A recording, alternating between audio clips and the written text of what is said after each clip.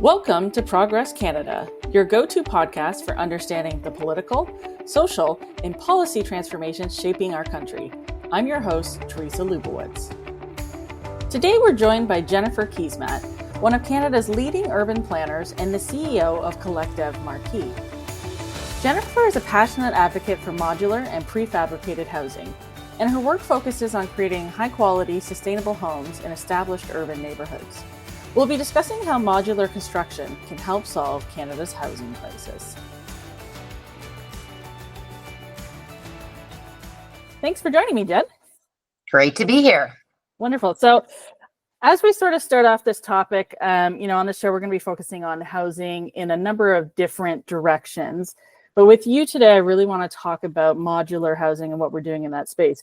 But before we can even get to that, we sort of have to define what the housing crisis is all about in Canada, the so-called missing middle. Give us the lay of the land of where we are right now. Okay, I could take the whole 45 minutes with your first question. So good job.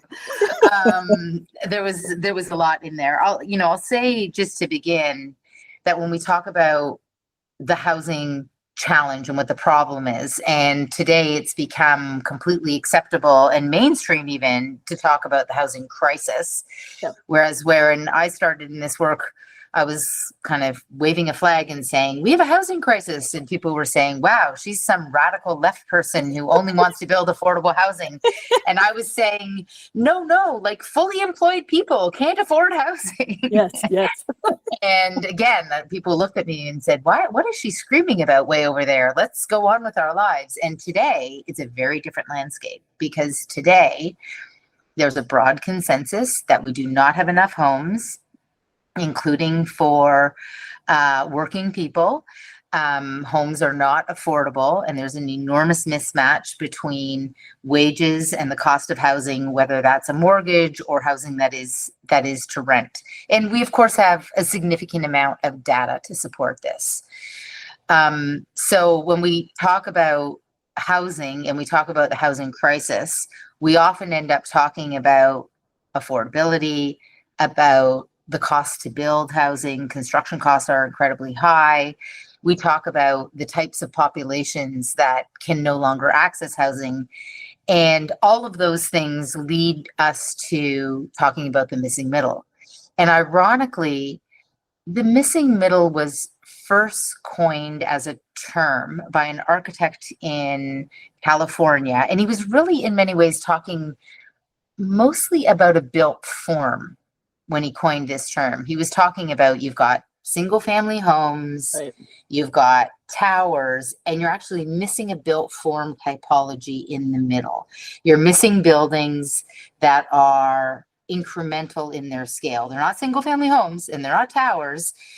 Now, in different places from a built form perspective, missing middle has been defined differently. Some people talk about duplexes and townhomes and laneway suites as part of the missing middle.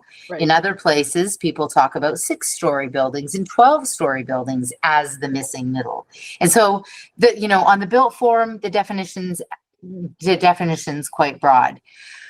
But out of that emerged a whole other idea that's an even bigger idea. That's what's missing is housing for middle income earners, which is a financial definition of missing middle, which is really, there's a whole constituency of people who are doing all the things that we're all told you should do, like get an education and make yourself useful to society and have a stable job. And despite doing that, still struggle to access stable housing, whether rental or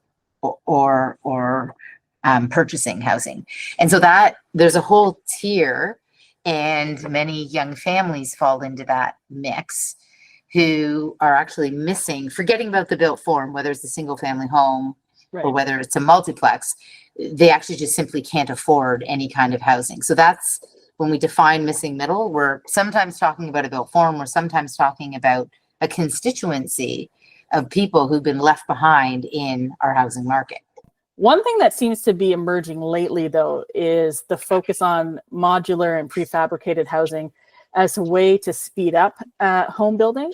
Because, of course, you did just mention, there has been this long period where a number of people were sort of trying to get attention of there's a major crisis here. So now we have a lot of work to do to catch up because we are quite a bit behind on where we should be on home building. So how does, in your work with your company, just your advocacy across the sector in general, how does prefabrication, modular housing fit into the solutions that we're looking at to sort of speed up the building of housing in this country? So I'm going to answer that, but I'm first going to just talk about something else that you raised for a second, which I think is really critical because you, and it was a little bit in your first question, which is, what is the consensus around the problem we're trying to solve? Right.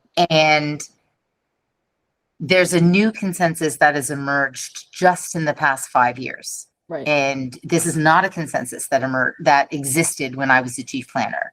The right and the left were arguing about two very different things as causing the housing crisis. The left was arguing that the housing crisis is primarily because of greedy landlords who make the prices of homes too high, right, and builders who charge too much for homes, and the fact that we need way, way more social housing. Right. The right was arguing that there were restrictive zoning policies that were making it very difficult. And of course, I'm simplifying because there are people across the political spectrum who actually bounced around on various sides. Like you get NIMBYs on both sides of the political spectrum. It's quite fascinating. But there was a constituency that was arguing that this was actually too many restrictions on supply. And there's a consensus now that has very much been driven by data, but it's taken us a very long time to kind of break down some of the very entrenched ideas around what the problem is. And the consensus today, which in some ways we were able to get to because the problem became supercharged with the post-COVID approach to immigration and international students. The consensus today is there's not enough homes for the new households that are being formed. There's just not enough homes. Right. And that might sound like a very straightforward thing, but I will tell you, that's a relatively new idea that there's just not enough homes. There was a lot of different ideas that were thrown around as to why people couldn't access housing, but the notion that there just simply are not enough homes, that we're not building fast enough in relation to our population growth, there's now, I would argue, a consensus across the political spectrum that is the problem that needs to be solved. Right. And that sets us up very nicely for the next piece, which is, well, why are there not enough homes, right? Like, we know how to build homes. We've demonstrated that. We can build a tremendous number of homes. And that leads us to a whole variety of other issues. It leads us into talking about our zoning bylaws and the way zoning restricts new housing in exactly the places where we already have existing infrastructure, and the fact that our zoning needs to be completely rethought. It leads us to looking at the industrial and manufacturing processes around housing and how housing actually gets built. It leads us to look at the costs of materials and the costs of labor. And then lastly, it also leads us to look at what is the financial system behind building homes. You know, you're building a multi-unit residential building. You've got to borrow a lot of money to get that building built. Where are you going to get the money? Well, if it's a condo, people prepay through their down payments, and that money is used to secure construction finance. On a rental building, you don't have that. Governments need to put in place financial mechanisms and policies that enable that rental housing to be built. So essentially, you've sort of got a bunch of policy issues, you've got a bunch of financing issues, and then you've got a bunch of design issues. And all of these things have been part of the problem. And I would argue that until very recently, one of the reasons why we weren't able to really unlock building more homes is because all of the architects were shouting it was about zoning. Oh, zoning's the problem. all of the developers were shouting, wait a minute, we need new policies at CMHC. It's the policies at CMHC that are a problem. You had all of the, you had financial institutions looking at the financial systems and saying, sorry, we can't lend more than we're lending already today, or we can't insure more than we're insuring today. So you kind of had these different silos, all of which are fundamental to the development of housing. All of those silos that weren't really talking to each other, they were kind of pointing the finger at each other and yelling at each other. And we've been able to demonstrate this. And, I argued this when I was the chief planner and really was pushing hard for the building of a lot more housing and getting a lot more housing zoned. We see it right now. There's tons of housing zoned, but it's not being built. Well, why isn't that housing being built? Well, because there's a financial problem. There's a financing problem. There's high construction costs are a problem. So you sort of need to unlock all of the pieces. And if you unlock only one piece, that doesn't mean you're necessarily going to get more homes. So I've given you a really long answer and I haven't gotten to the crux of it yet, which is the modular piece. Well, do you want to interject? I was going to say before you, I can go to the modular piece. I was going to say before you get there, like all of that brings something up for me, which is it actually harder now than say 10 years ago? So when I'm thinking about some of the issues that we faced 10 years ago in the housing market, you did have developers talking about the high cost of building. Well, the cost of building had been relatively stable for a very long time. Not so post-COVID. A lot of those those building costs have gone up. So that is a pressure on finances. It's also a pressure on timelines. Sometimes maybe in terms of workforce, it's harder now potentially. That was, we don't like to talk about these things, but part of the big influx in immigration was to address shortages in the building trades to actually build these buildings. Well, we've now capped immigration because we have, to your point, nowhere to house these people. But if you're also not bringing in the workers, then you can't build the housing. So there are, on a number of different fronts, I actually think it's a lot, as a layperson, harder now to get things built than maybe even 10 years ago. And some of these pressures have only become bigger pressures since then. So I guess my question is, do you agree with me or is it sort of a mix? Like some things were harder before, some things are harder now, parting having more folks actually attuned to this being a problem now is probably an advantage over 10 years ago. But there are other parts of this housing puzzle, if you will, that are perhaps a little more difficult now.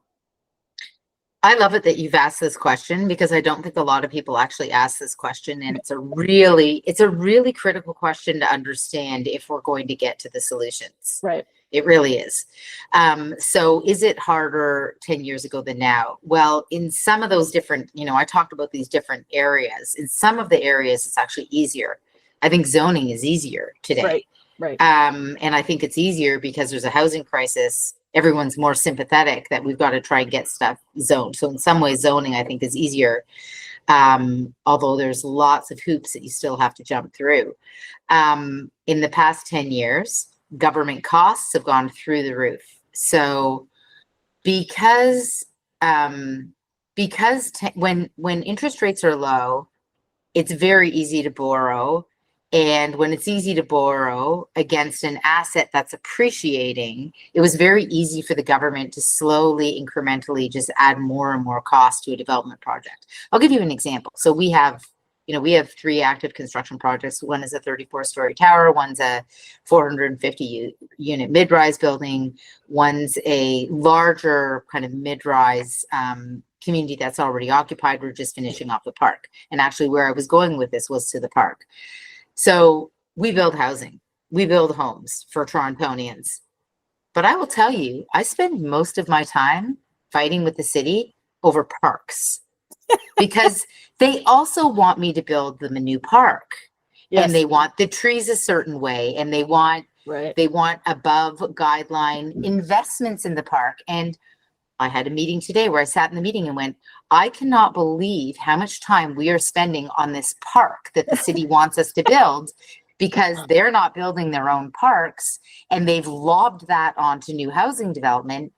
And it's kind of nutty because we're building housing in a housing crisis. And we're fighting with them because they want us to be spending millions of dollars on a park. And we're basically going, look, the pro forma can't support this. It's just not possible. Right. And so I think that, I think zoning's probably a little bit easier. I think financing is harder because the cost to borrow is higher. Government costs are totally out of control.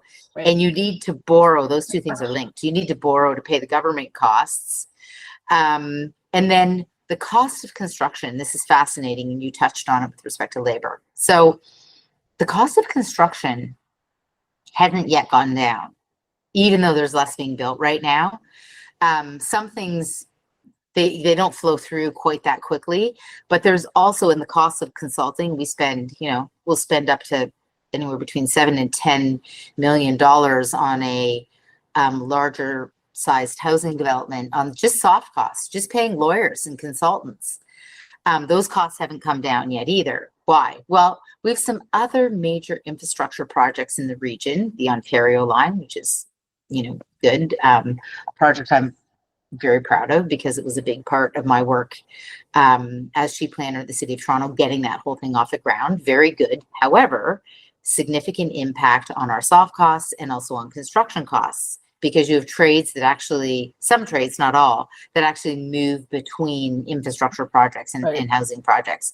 So those projects are a wonderful thing. I can't reinforce that enough. But on the flip side, we're not seeing costs for housing come down quite yet. There's been a little bit of a softening over the past couple of weeks, and we do have a project that's out to tender right now. However, we're running into this other great uncertainty, which is making us very nervous, which is around tariffs and the impact of tariffs. Right. So anytime you put a little bit more certainty into the development process, most developers kind of take their pen and say, you know what, I'm just going to put this pencil down right here. There's too much Right. risk. There's too much risk. I'm out. So is it harder than it was 10 years ago?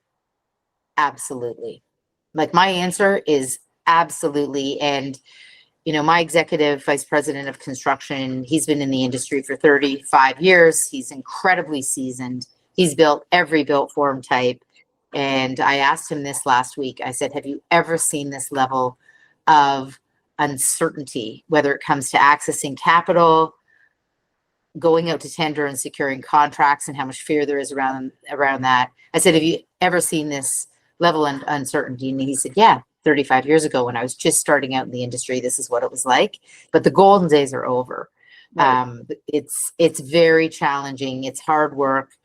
There are lots of companies in this city right now that know how to build housing, and they're shuttering their doors. They're saying goodbye to their employees. They're shuttering their doors because it's become too hard. So, having said all that, let's pivot to solutions. So something, part of the reason for me starting this podcast in the first place is, I want to talk about progressive solutions to things. I also just want to not feel bad all the time about the state of the world. So for sure. Right. So something I'm trying to drive towards more is, we know there's solutions out there. How can we start, putting them into place? And something that your company has been doing a lot of, as we talked about probably 15 minutes ago now, is modular housing. And the expedited timelines that sort of allows for. So can you talk a little bit about your experience with that so far and what that could mean for the future of housing? For sure. So I'll also say that we share a motivation, because one of the reasons why I created this development company is because I saw the magnitude of the problem. Right. And I didn't want to just sit on the sidelines and drum my fingers and say, wow, this crisis is getting bigger and bigger and bigger. I actually wanted to put my shoulder to the wheel. And I wanted to put my shoulder to the wheel because I saw that as really the most hopeful thing to do, right? Well, and you remember during your mayoral campaign as well, when we talked about housing issues as a campaign, like, people would call in to you crying about how they couldn't find housing. So I know this is deeply personal to you, not just because your livelihood is wrapped up in it, but also because you've heard from people directly about how big of an issue this is. Yeah, and I'll take it one step further, which is that having access to housing, I see it as a threshold issue to being able to thrive in every other way. Yeah. Even the basis of our citizenship, right? Yeah.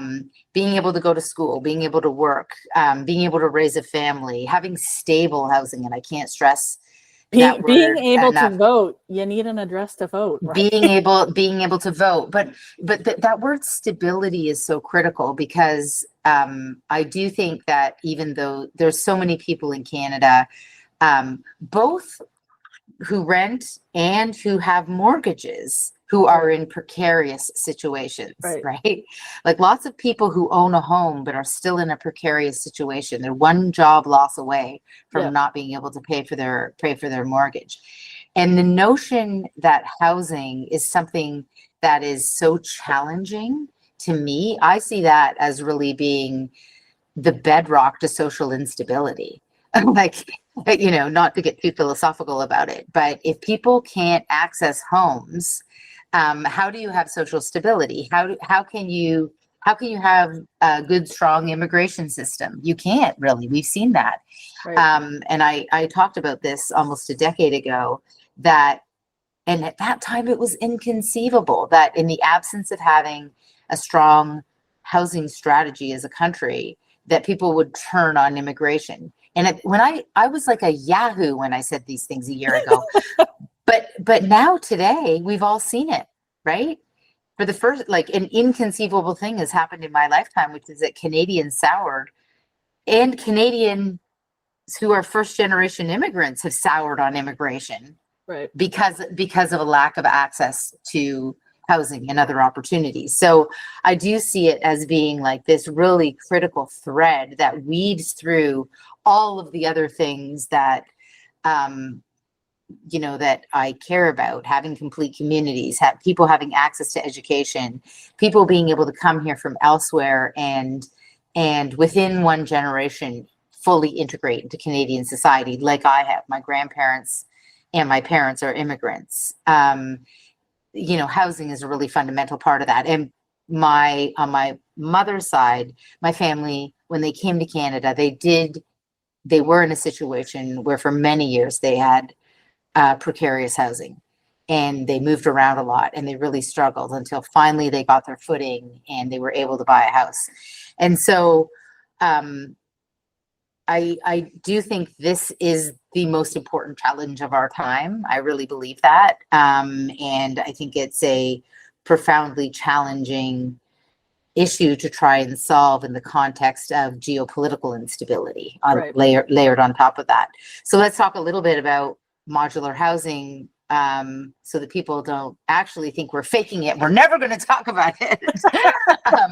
So the interesting thing about modular housing is that, just like we talked about defining the problem in the beginning, you kind of have to define what you mean when you're talking about modular housing. Right. Because some people think of like three-dimensional boxes that are snapped together like Lego, but there's also all kinds of prefabricated solutions like panelization, precast concrete, which are, you know, stubs that you snap into place.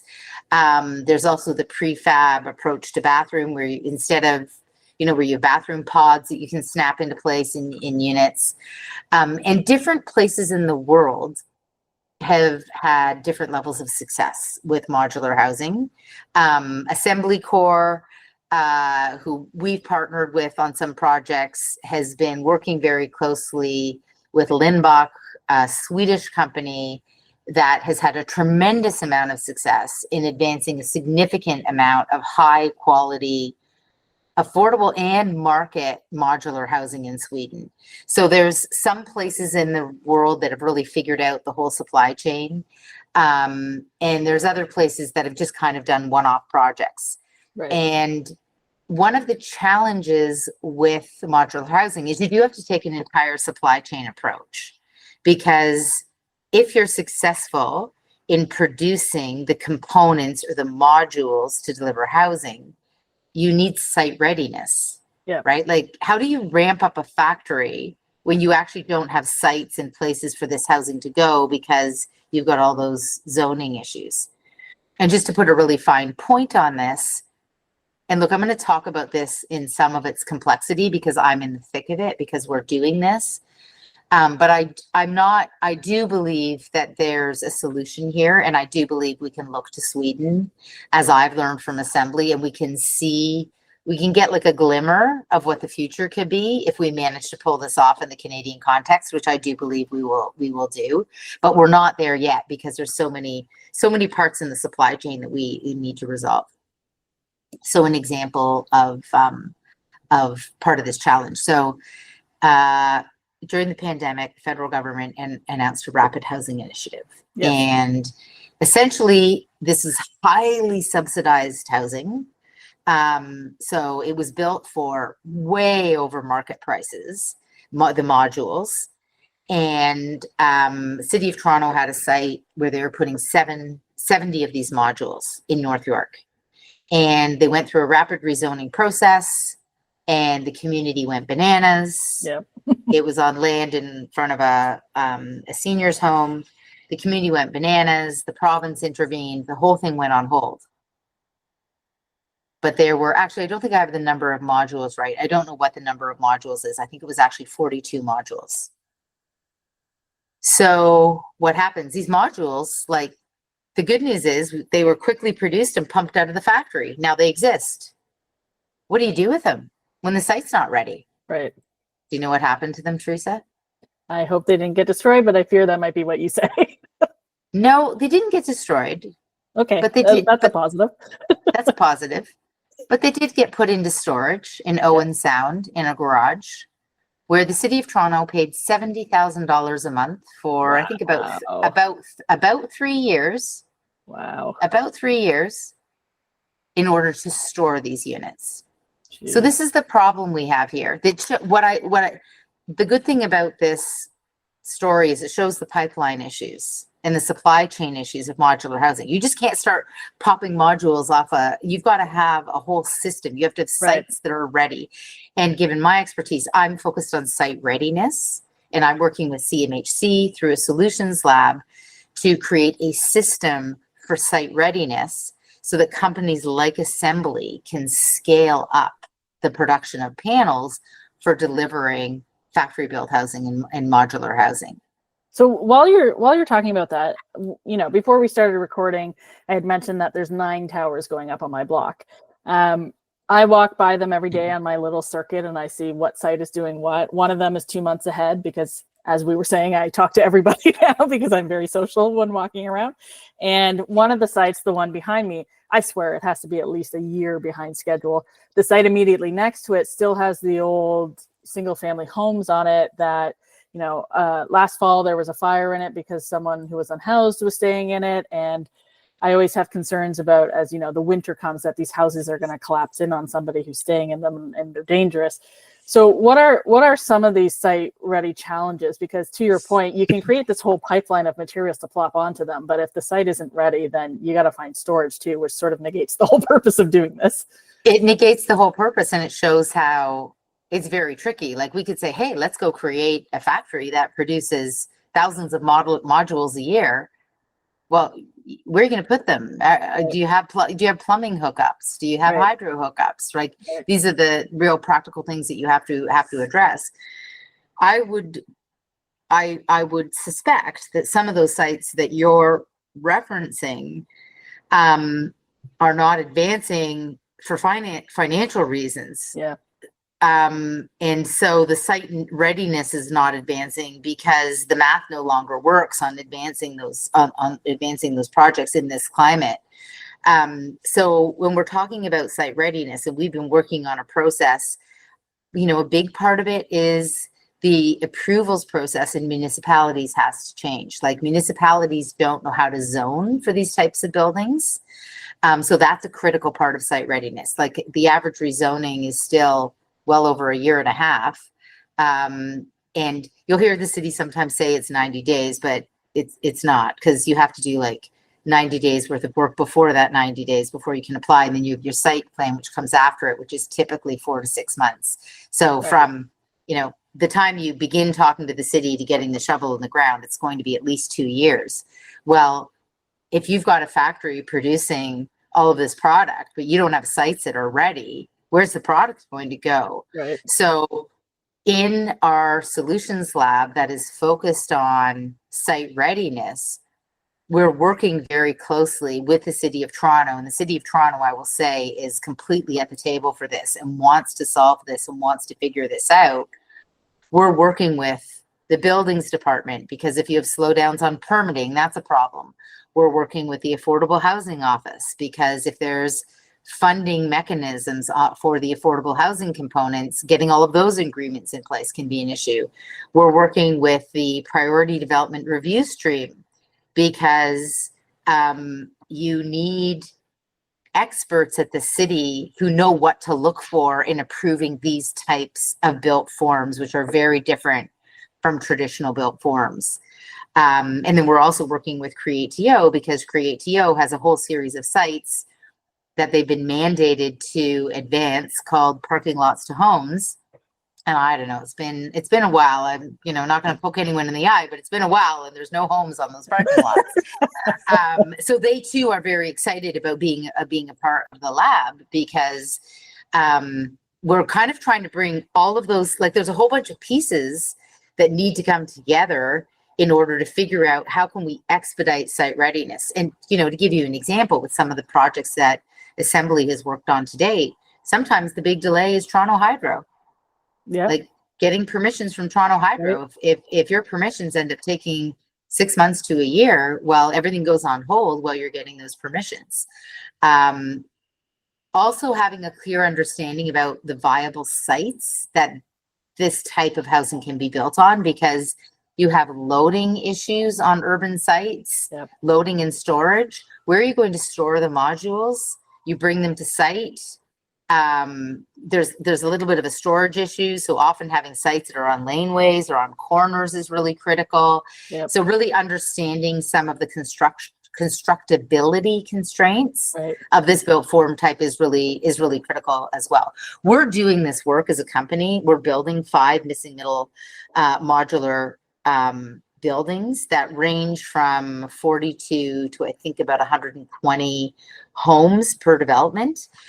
But we're doing this lab with CMHC because the goal is to unlock a process and to share that in such a way that it can be replicable across the country. Like we want to share what we learn so that other municipalities, and we're going to work with other municipalities that have been better at this part, but no one's nailed it. Like no one's doing what Sweden's doing. And the goal is to get to a point where a significant amount of the new housing being built can be built using this approach. Right. So you brought up Assembly Corp a few times, and I know that you're working together on mass timber. Can you talk about what the heck mass timber is, and maybe some of the changing rules around it as well? Because I think there has been a change, at least in Toronto, I'm not sure elsewhere, about the number of stories you can build in this way as opposed to with steel or something like that. Yeah, so there's a difference between what you can build as of right and what you have to go and get additional permissions for. So back in, I don't know, it was maybe 2015, the building code was changed such that you could build out of wood up to 6 stories. You can build higher as long as you get permissions and you meet certain building code requirements. So right. We have a few of our buildings, or not all of them, but a few of them are 8 stories, and they're being built out of prefabricated panels, essentially, that's being produced by Assembly Corp. And so that's a panelized approach. There's a whole variety of different suites of things that can be done within the wood category, if you will. So, cross-laminated timber really just refers to an approach to those panels where you're using layers of wood boards that are glued together at right angles. Yeah. Yeah. And what that does is it makes a really stable, strong panel that really doesn't warp because of the way it's been manufactured.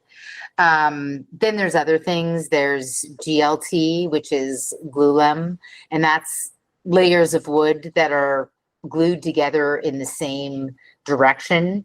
And then there's a few other like more specific types of approaches to bonding really that are used. But the goal really is to use wood because it's considered to be a very sustainable way to build.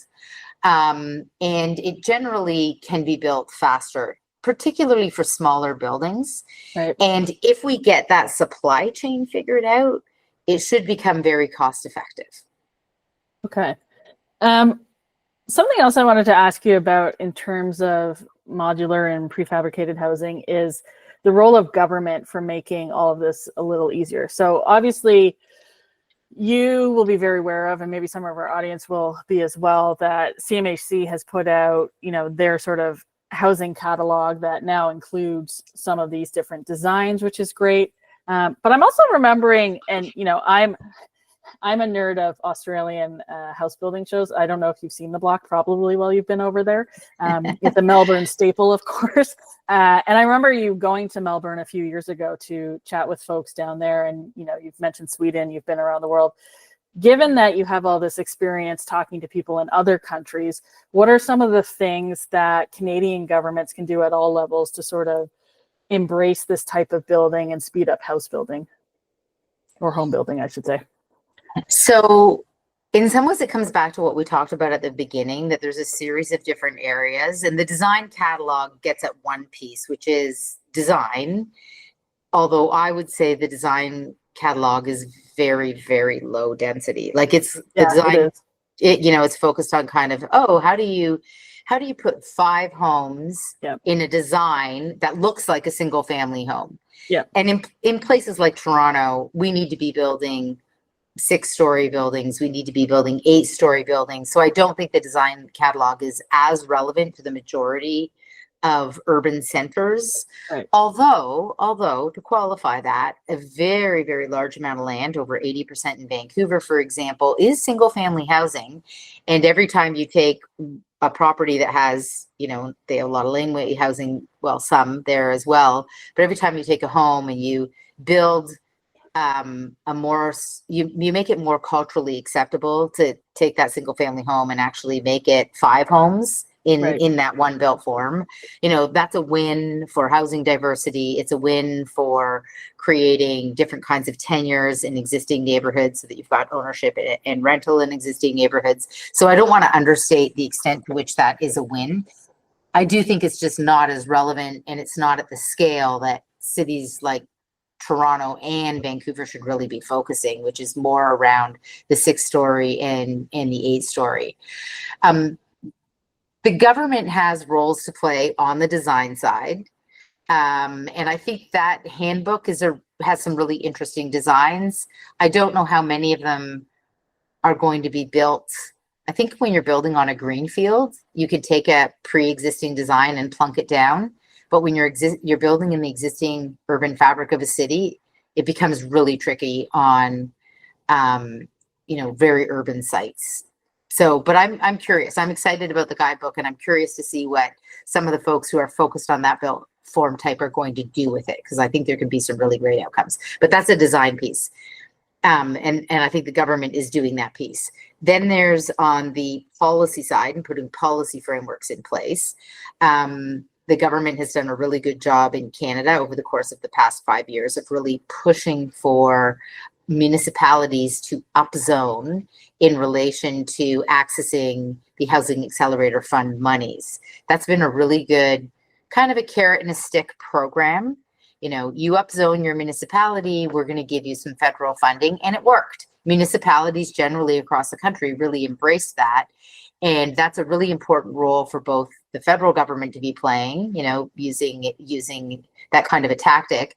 And then the municipal role is to upzone for this type of housing, right? Make 6 stories as of right along Main Street, 6 or 8 stories as of right. It doesn't necessarily mean it'll get built right now, but take away that one constraint, which is the zoning constraint. So we've talked about design, we've talked about the policy piece, and then the third piece is really on the financial piece. There's a bunch of weird things about how housing gets financed that doesn't work very well with modular housing. including that you have to guarantee your construction financing when you have your materials delivered to the site. But in factory built housing, most of the work happens off site. So it creates this weird dynamic where you actually can't get funding for the bulk of the work, which is happening in the factory, because not a lot of the work actually happens on the site. Like, Right. well, the finishing happens on the site, but building the structure. So the way the financing is released through your construction loans, which mostly happen through CMHC, needs to be revamped to align with the bulk of the work happening in a factory versus the bulk of the work happening on a site. So that's another example. So, you know, there's and then there's also, is any of that starting to change yet? Like, have they understood that that is clearly a challenge with this pivot? Yes, I think people know that that's clearly a challenge. I was at a session with lenders, capital partners, probably about 8 months ago now. It was a closed door kind of session about how to break that logjam. Right.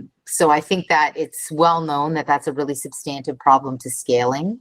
And then there's also a really important role for the government to play, funding and providing incentives, as the government has always played with the building of various different housing types. The incentives are really important.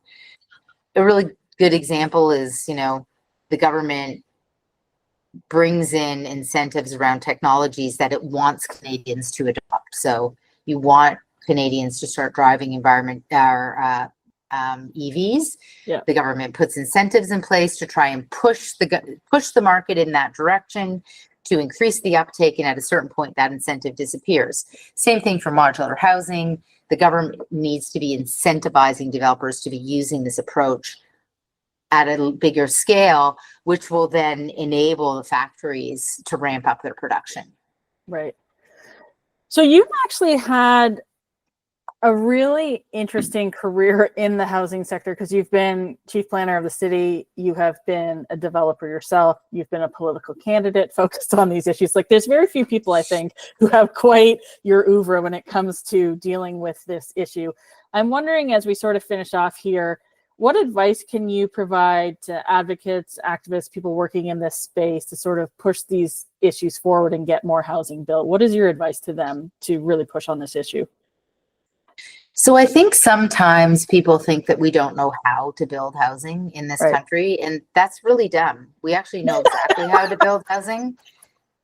And so I see a lot of programs and funding that is all about like I don't go to a lot of seminars. I don't do a lot of public speaking on this anymore because I'm actually doing the work. Right. I get invited to be on a lot of podcasts, Teresa, which I don't do. I'm here. I very much appreciate you coming on this one. I'm here because of our friendship.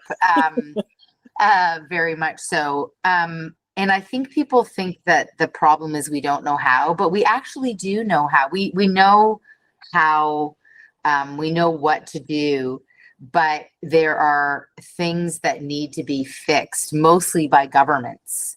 And if every single expert in this country who knows how to build housing stayed in this industry and built housing, we would have no crisis. But there's a lot of talk frequently, oh, we need to get the not-for-profit sector building housing. Well, the problem with building housing is there is a tremendous amount of risk. And there's a reason why the not-for-profit sector has never really been successful at doing it. There's a reason why governments haven't been successful at doing it, is because you need to have both the appetite for risk and a portfolio that can tolerate a tremendous amount of risk. Right. And if you can't tolerate a lot of risk, well, in moments like this, that's when you go bankrupt, right? So most of the projects not advancing in the city are the ones being done by not-for-profits for exactly that reason. Interest rates go up by half a basis point, and suddenly you have to borrow an extra $15 million on your project. Like, if you're playing it really close to the line, you're pooched, like on your project. So I think my big advice is that we need to do a better job of not pointing the finger and saying, oh, the developers are a problem or so-and-so's a problem, the city staff are a problem. We need to do a better job of saying, let's get the people who know how to build housing at the table building housing, and let's take away the barriers. Development charges in the city of Toronto have gone up like 2,000% in 5 years. Right. The city of Toronto takes more money in development charges than developers make in profit. And developers take on the risk of the project. And on top of that, the city has $3.1 billion that they've already collected in development charges that they haven't spent. $3.1 billion. And the problem with development charges is developers have to borrow to pay them, because you have to pay them when you pull your building permits. So they're very expensive when interest rates are high, because I have to go to a bank, I have to borrow money at a ridiculous interest rate in order to give it to the city of Toronto for the pleasure of building an asset in the city that we desperately need. So development charges are a model that I actually think were brilliant when interest rates were really low. I think they work very well, because borrowing that money is easy when interest rates are low. But today, they're actually a poison pill. So that's just a very specific example of a barrier to remove. The financing on how we allocate monies to a construction project, that's a barrier that can be removed that will make it easy for more developers to build modular housing. But until that barrier gets removed, a lot of developers are going to be like, well, I can't float this project. So I think we've got to focus really not on pointing fingers. We have to work across these different disciplines. Policy folks, designers, finance folks have to work across their disciplines, because I do see a lot of financing folks pointing the finger at the designers and saying the designers are the problem. They're designing expensive buildings. And then the architects designing the buildings are pointing their fingers at the policy people and saying it's the zoning. The zoning's the problem, right? And then you don't solve anything. So, what we're doing in the work that we're doing right now is we're trying to get all those people at the table, get the finance people at the table, and we have this in our company. We have pre-development people, we have a finance team. We bring all those people in the room and say, okay, how are we going to get around these various barriers? And how are we going to really get the government to see how these are all barriers to housing delivery? I think that's a great summary of what we should be doing, which is just shut up and work together. And probably a really good note to end this podcast on. So thank you so much for coming on. I really did appreciate it. My pleasure. You've been listening to Progress Canada, presented by Lightbulb Narrative, a Canadian communications company specializing in content creation, narrative development, and strategic communications. Our music was composed by Elliot Middleton. If you enjoyed today's episode, please consider subscribing to access future episodes the moment they drop. Thanks for listening.